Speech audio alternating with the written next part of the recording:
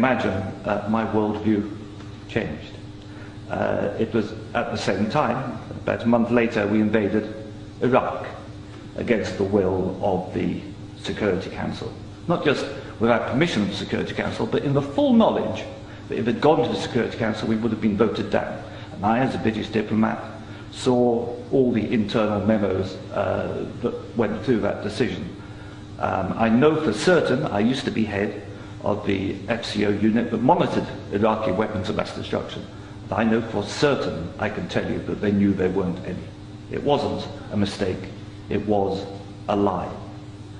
I think it is impossible to be proud of the United Kingdom.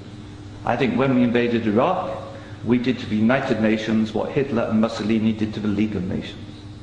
And I think what we've done since, where the truth is often much hidden, in the bombing, if you look at Libya, disaster now, we bombed it, we killed 15,000 people when NATO bombed Sirte, something they never told you on the BBC.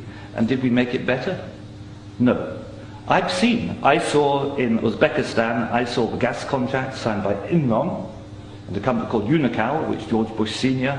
was on the board, to dig out gas pipelines from Uzbekistan and Kazakhstan over Afghanistan down to the Indian Ocean. That was actually what the Afghan war was about. They'd actually had talks with the Taliban and Unocal to see if the Taliban would provide pipeline security.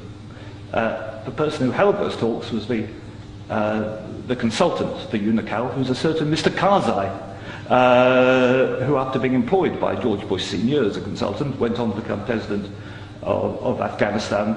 That was their plan B. The Taliban wouldn't do it, so they invaded.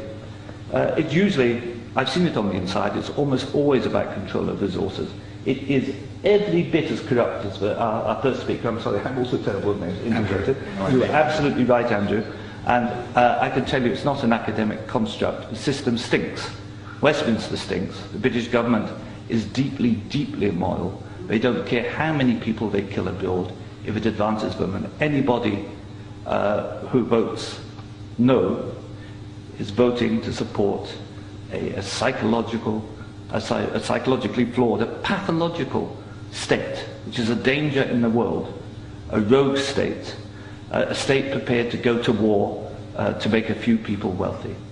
That's why I say it's not possible to be a decent person and vote no, and we shouldn't be ashamed to say that.